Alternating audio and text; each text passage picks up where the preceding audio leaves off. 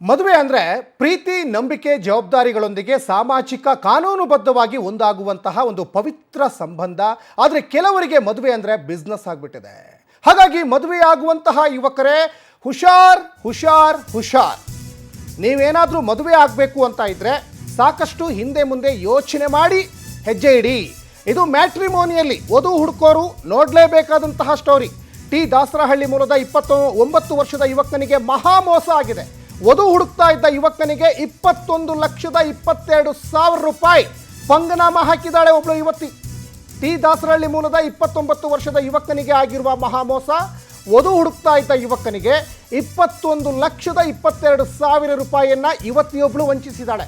ಆ ಸಂದರ್ಭದಲ್ಲಿ ಶಿರೀಷಾ ಎಂಬಾಕೆ ಪರಿಚಯ ಆಗಿ ಬಳಿಕ ಮೋಸದ ಗಾಳವನ್ನು ಹುಡ್ತಾಳೆ. ಆಕೆ ಪರಸ್ಪರ ಸ್ನೇಹ ಆಗುತ್ತೆ, ಫೋನ್ ಕಾಂಟ್ಯಾಕ್ಟ್ ಆಗುತ್ತೆ. ಯುವಕನಿಗೆ ಕಲ್ಲರ್ ಕಾಗೆ ಹಾರಿಸುವಂತಹ ಯುವತಿಯರು ಇದ್ದಾರೆ. ಮೋಸದ ಪ್ರಪಂಚದಲ್ಲಿ ಇವತ್ತು ಕಾಲ ಕಳೆಯಬೇಕಾದಂತಹ ಪರಿಸ್ಥಿತಿ. ಎಲ್ಲಿವರೆಗೂ ಮೋಸ ಹೋಗೋರು ಇರ್ತಾರೆ, ಅಲ್ಲಿವರೆಗೂ ಮೋಸ ಮಾಡೋರು ಇದ್ದೇ ಇರ್ತಾರೆ.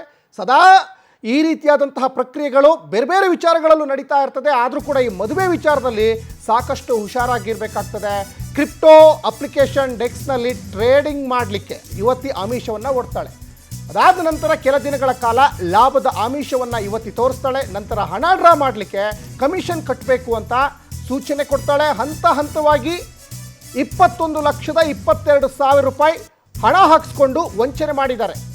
ಅದಾದಮೇಲೆ ಹೂಡಿಕೆ ಹಣನೂ ನೀಡಿಲ್ಲ, ಲಾಭನೂ ನೀಡಿಲ್ಲ.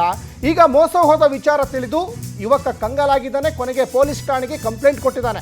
ಉತ್ತರ ವಿಭಾಗದ ಸೆನ್ ಪೊಲೀಸ್ ಠಾಣೆಗೆ ಈಗ ಯುವಕ ದೂರು ಕೊಟ್ಟಿದ್ದಾನೆ. FIR ದಾಖಲಿಸಿ ಸೆನ್ ಪೊಲೀಸ್ನವರು ತನಿಖೆಯನ್ನು ಕೈಗೊಂಡಿದ್ದಾರೆ. ನೋಡಿ, ಮ್ಯಾಟ್ರಿಮೋನಿಯಲ್ಲಿ ಸಾಕಷ್ಟು ಮದುವೆಯ ಆಮಿಷವನ್ನು ಒಡ್ತಾರೆ. ಅವರ ಉದ್ದೇಶ ಮದುವೆ ಆಗಬೇಕಂತಲ್ಲ, ಬಿಸ್ನೆಸ್ ಮಾಡಬೇಕು. ಮದುವೆಯ ಹೆಸರಲ್ಲಿ ಬಿಸ್ನೆಸ್ಸು, ಮೋಸ ಮಾಡಬೇಕು. ನೋಡಿ, ಲಕ್ಷವನ್ನು ಪೀಕ್ತಾರೆ. ಅಲ್ಲಿ ಯಾರ್ದೋ ಫೇಕ್ ID, ಇನ್ಯಾರ್ದೋ ಫೋಟೋ ಇರ್ತದೆ, ಇನ್ಯಾರ್ದೋ ಹೆಸರು ಇರ್ತದೆ.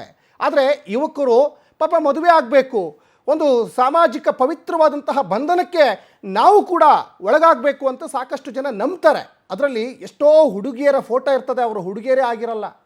ಹುಡುಗಿಯರ ಫೋಟೋ ಹಾಕ್ಕೊಂಡು ಮೋಸ ಮಾಡ್ತಾರೆ. ಇನ್ನು ಕೆಲವೊಂದಿಷ್ಟು ಜನ ಯುವತಿಯರೇ ಮೋಸ ಮಾಡ್ತಾರೆ, ಬಣ್ಣದ ಮಾತುಗಳನ್ನು ಆಡ್ತಾರೆ. ಈ ಮ್ಯಾಟ್ರಿಮೋನಿ ಹೆಸರಲ್ಲಿ ಯುವಕರು ಮೋಸ ಹೋಗ್ತಾ ಇದ್ದಾರೆ. ನೋಡಿ, ಹೂಡಿಕೆ ಹಣ ಹಾಕಿ ಕ್ರಿಪ್ಟೋದಲ್ಲಿ ಹೂಡಿಕೆ ಮಾಡಿ ಅಂತ ಹೇಳಿಬಿಟ್ಟು ಹಂತ ಹಂತವಾಗಿ ಯುವತಿಯೊಬ್ಬಳು ಯುವಕನಿಗೆ ಸುಮಾರು 21 ಲಕ್ಷ ರೂಪಾಯಿ ವಂಚನೆ ಮಾಡಿದ್ದಾಳೆ. ಲಾಸ್ಟಿಗೆ ಅದರಲ್ಲಿ ಲಾಭವೂ ಇಲ್ಲ, ಅದರಲ್ಲಿ ಯಾವುದೇ ರೀತಿಯಾದಂಥ ಪ್ರತಿಫಲ ಇಲ್ಲ. ಲಾಸ್ಟಿಗೆ ಪೊಲೀಸ್ ಸ್ಟೇಷನ್ ಮೆಟ್ಲು ಏರಬೇಕಾದಂತಹ ಪರಿಸ್ಥಿತಿ ಎದುರಾಗ್ತಾ ಹೋಗುತ್ತೆ. ಕೆಲ ದಿನಗಳ ಲಾಭದ ಆಮಿಷ ಕೂಡ ಆಕೆ ತೋರಿಸ್ತಾಳಂತೆ. ನೋಡಿ, ಪರಸ್ಪರ ಸ್ನೇಹ ಮಾಡ್ಕೋತಾರೆ, ಫೋನ್ ಕಾಂಟ್ಯಾಕ್ಟ್ ಆಗ್ತದೆ. ಯುವಕನಿಗೆ ಕಲ್ಲರ್ ಕಾಗೆ ಹಾರಿಸಿದ್ದಾಳೆ ಆಕೆ. ಮದುವೆ ಆಗೋಣ ಅಂತ ಆಮಿಷ ಒಡ್ಡಿ ಕ್ರಿಪ್ಟೋದಲ್ಲಿ ಹೂಡಿಕೆ ಕೂಡ ಮಾಡಿಸಿದ್ದಾಳೆ. ಆದರೆ ಮದುವೆ ಇರಲಿ, ಕ್ರಿಪ್ಟೋ ಅಪ್ಲಿಕೇಶನ್ ಡೆಕ್ಸ್ನಲ್ಲಿ ಟ್ರೇಡಿಂಗ್ ಮಾಡಲಿಕ್ಕೆ ಯುವತಿ ಆಮಿಷವನ್ನು ಒಡ್ತಾಳಲ್ಲ, ನಿಜ ಇರ್ಬೋದು. ಯಾಕಂದರೆ ಸಹಜವಾಗಿ ಹುಡುಗರ ಮನಸ್ಸಲ್ಲಿ ಏನಿರ್ತದೆ ಗೊತ್ತಾ, ಹೆಣ್ಮಕ್ಳು ಅಂದರೆ ಮೋಸ ಮಾಡಲ್ಲ. ಸಹಜವಾಗಿ ಒಂದು ಬಿಸ್ನೆಸ್ ಬಗ್ಗೆ ಮಾತಾಡಿರ್ಬೋದು, ಲಾಭಾಂಶಗಳನ್ನು ಹಂಚ್ಕೊಳ್ಬೋದು. ಈ ರೀತಿಯಾದಂತಹ ಒಂದಿಷ್ಟು ನಂಬಿಕೆ ಮೇಲೆ ಹೆಜ್ಜೆ ಇಡಲಿಕ್ಕೆ ಮುಂದಾಗ್ತಾರೆ. ಈ ಸಾಕಷ್ಟು ಘಟನೆಗಳು ಮರುಕಳಿಸ್ತಾನೆ ಇರ್ತದೆ. ಆದರೆ ಎಲ್ಲೋ ಒಂದು ಕಡೆ ನೋಡಿ, ಆ ಸಂದರ್ಭದಲ್ಲಿ ಮಂಕು ಬೂದಿಯನ್ನು ಎರಚಿಬಿಡ್ತಾರೆ.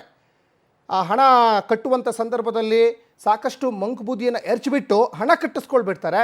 ಆಮೇಲೆ ಅವ್ರು ಯಾರು ಅಂತಲೇ ಗೊತ್ತಿರಲ್ಲ, ಫೋನ್ ಕಾಂಟ್ಯಾಕ್ಟ್ ಎಲ್ಲ ಇರಲ್ಲ, ಏನಿಲ್ಲ. ಈ ಬಗ್ಗೆ ಸಾಕಷ್ಟು ಡೀಟೇಲ್ಸನ್ನು ಕೊಡ್ತಾ ಹೋಗ್ತಾರೆ ನಮ್ಮ ಕ್ರೈಮ್ ರಿಪೋರ್ಟರ್ ವೆಂಕಟೇಶ್. ಒಂದು ಕಡೆ ನೋಡಿ, ಮ್ಯಾಟ್ರಿಮೋನಿಯಲ್ಲಿ ಯುವಕರು ಸಾಕಷ್ಟು ಮೋಸ ಹೋಗ್ತಾ ಇದ್ದಾರೆ. ಅದರಲ್ಲಿ ಫೇಕ್ ID ಇದೆಯೋ, ಫೇಕ್ ಫೋಟೋ ಇದೆಯೋ ಗೊತ್ತಾಗಲ್ಲ. ಇಲ್ಲಿ ಒಬ್ಬ ಯುವಕನಿಗೆ ಯುವತಿ ಮೋಸ ಮಾಡಿದ್ದಾಳೆ. ಆಕೆಯ ಹಿನ್ನೆಲೆ ಏನು, ಎಷ್ಟು ಮೋಸ ಆಗಿದೆ, ಈಗ ಪೊಲೀಸ್ ಕಂಪ್ಲೇಂಟ್ ಎಲ್ಲಿಗೆ ಬಂದಿದೆ ವೆಂಕಟೇಶ್? ಸಚಿನ್, ಏನಂತ ಹೇಳಿದ್ರೆ, ಈ ಒಂದು ಯುವಕ ಒಂದು ಖಾಸಗಿ ಬ್ಯಾಂಕ್ಗಳಲ್ಲಿ ಕೆಲಸವನ್ನು ಮಾಡ್ತಾ ಇರುವಂತಹ ವೇಳೆಯಲ್ಲಿ ಮದುವೆಗಾಗಿ ಅಂತ ಹೇಳಿ ಒಂದು ಮ್ಯಾಟ್ರಿಮೋನಿಯಲ್ಲಿ ಒಂದು ಪ್ರೊಫೈಲನ್ನು ಕ್ರಿಯೇಟ್ ಮಾಡಿ ಆತನ ಫೋಟೋವನ್ನು ಕೂಡ ಅಪ್ಲೋಡ್ ಮಾಡಿರ್ತಾನೆ. ಸಾಕಷ್ಟು ಫೋನ್ ಕರೆಗಳು ಕೂಡ ಬರುತ್ತೆ, ಈತನಿಗೆ ಕೂಡ ಮೀಟ್ ಮಾಡಿರ್ತಾನೆ. ಆದರೆ ಒಂದು ಶಿರೀಷ್ ಅನ್ನುವಂತಹ ಒಂದು ಯುವತಿ ಏನಿರ್ತಾರೆ, ಕರೆಯನ್ನು ಮಾಡ್ತಾರೆ, ಇನ್ಸ್ಟಾಗ್ರಾಮ್ನಲ್ಲಿ ಮೆಸೇಜನ್ನು ಮಾಡ್ತಾರೆ, ಇಬ್ಬರು ಪರಸ್ಪರ ಭೇಟಿಯಾಗಿರ್ತಾರೆ. ಅದಾದ ಬಳಿಕ 1 ವರ್ಷಗಳ ಕಾಲ ಜೊತೆಲೇ ಸುತ್ತಾಟವನ್ನು ಕೂಡ ಮಾಡಿರ್ತಾರೆ. ಮುಂದಿನ ಜೀವನ ಚೆನ್ನಾಗಿರಲಿ ಅನ್ನೋ ಉದ್ದೇಶಕ್ಕೋಸ್ಕರ ಹಣವನ್ನು ಗಳಿಸೋಣ, ಉಳಿಸೋಣ ಅಂತ ಕೂಡ ಹೇಳಿರ್ತಾರೆ. ಹಾಗಾಗಿ ಕ್ರಿಪ್ಟೋದಲ್ಲಿ ಟ್ರೆಂಡಿಂಗ್ ಆ್ಯಪನ್ನು ಕಳಿಸಿ ಅದರಲ್ಲಿ ಹಣವನ್ನು ಹೂಡಿಕೆ ಮಾಡಿ ಮಾಡಿ ಅದರಿಂದ ಲಾಭಾಂಶ ಬರುತ್ತೆ, ಮುಂದೆ ಅದು ಅನುಕೂಲ ಆಗುತ್ತೆ ಅಂತ ಹೇಳಿ ಆತನ ಒಂದು ಅಕೌಂಟ್ನಿಂದ ಹಣವನ್ನು ಡ್ರಾ ಮಾಡಿಕೊಂಡು ಈಕೆ ಎಲ್ಲವನ್ನ ಅಪ್ಲೋಡ್ ಮಾಡಿರ್ತಾಳೆ ಮತ್ತೆ ಇನ್ವೆಸ್ಟ್ ಮಾಡ್ತಾಳೆ. ಅದಾದ ಬಳಿಕ 1 ವರ್ಷ ಆದರೂ ಕೂಡ ಲಾಭಾಂಶವನ್ನ ಬಂದಿದೆ, ಹಣವನ್ನು ತೆಗೆದುಕೊಳ್ಬೇಕು ಅಂತ ಹೇಳಿ ಆತನಿಗೆ ಮೆಸೇಜ್ ಅನ್ನು ಕಳಿಸ್ತಾಳೆ. ಆಗ ಆತ ಕೂಡ ಹೌದು ಹಣವನ್ನು ತೆಗೆದುಕೊಳ್ಳೋಣ ಅಂತ ಹೇಳಿದಾಗ ಇಲ್ಲ ಇದಕ್ಕೆ ಕಮಿಷನ್ ರೂಪದಲ್ಲಿ ಹಣವನ್ನು ಪೇ ಮಾಡಬೇಕು, ಆಗಷ್ಟೇ ಅದು ಡ್ರಾ ಆಗುತ್ತೆ ಅಂತ ಕೂಡ ಹೇಳ್ತಾನೆ. ಸೊ ಆಗ ಹಂತವಾಗಿ ಸುಮಾರು 21 ಲಕ್ಷ ರೂಪಾಯಿ ಹಣವನ್ನ ಈತ ಕಮಿಷನ್ ಅಂತ ಹೇಳಿ ಕೊಡ್ತಾನೆ. ಆದ್ರೆ ಆಕೆ ಡ್ರಾ ಮಾಡ್ಕೊಂಡಂತಹ ಅಮೌಂಟ್ ಆಗಿರ್ಬೋದು ಅಥವಾ ಇವನು ಕೊಟ್ಟಂತ ಹಣ ಯಾವುದನ್ನು ಕೂಡ ವಾಪಸ್ ಕೊಡೋದಿಲ್ಲ.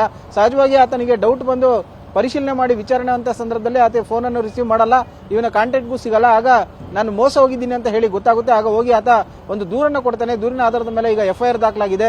ಸದ್ಯ ಪೊಲೀಸರು ಈ ಒಂದು ಪ್ರಕರಣ ಸಂಬಂಧಪಟ್ಟಂತೆ ಈಗ FIR ಅನ್ನು ದಾಖಲಿಸಿಕೊಂಡು ಯುವತಿ ಯಾರು, ಎಲ್ಲಿನವಳು, ಯಾವ ರೀತಿಯಾಗಿ ವಂಚನೆ ಮಾಡಿದ್ಲು, ಈ ಹಿಂದೆ ಏನಾದರೂ ಬೇರೆಯವರಿಗೂ ಕೂಡ ಇದೇ ರೀತಿಯಾಗಿ ಯಾಮಾರಿಸಿ ಪರಿಚಯನ ಮಾಡಿಕೊಂಡು ಆ ಮೋಸ ಮಾಡಿದಾರ ಅನ್ನುವಂಥದ್ದನ್ನ ತನಿಖೆ ಮಾಡ್ತಾ ಇರುವಂತಹದ್ದು. ಸೊ ಸದ್ಯ ಈಗ ಮದುವೆ ಹೆಸರಿನಲ್ಲಿ ಏನು ಒಂದು ಮ್ಯಾಟ್ರಿಮೋನಿಯದಲ್ಲಿ ಈ ರೀತಿಯಾದಂತಹ ಒಂದು ಮೋಸ ಆಗ್ತಾ ಇರುವಂತದ್ದು ಸಾಮಾನ್ಯವಾಗಿರುವಂತಹ ಸಂಗತಿಗಳಾಗಿರುವಂತಹದ್ದು. ಸಚಿನ್. ಎಸ್ ವೆಂಕಟೇಶ್, ಈಗ ಒಂದು ಕಡೆ ಈಗ ಆತ ಪೊಲೀಸ್ಗೆ ಕಂಪ್ಲೇಂಟನ್ನು ಕೊಟ್ಟಿದ್ದಾನೆ. ಈಗ ಆ ಯುವತಿ ಆಕೆಯನ್ನ ಅರೆಸ್ಟ್ ಮಾಡುವಂಥ ಕೆಲಸ ಏನಾದರೂ ಮಾಡಿದಾರಾ ಪೊಲೀಸ್ನವರು, ಏನು ಕತೆ?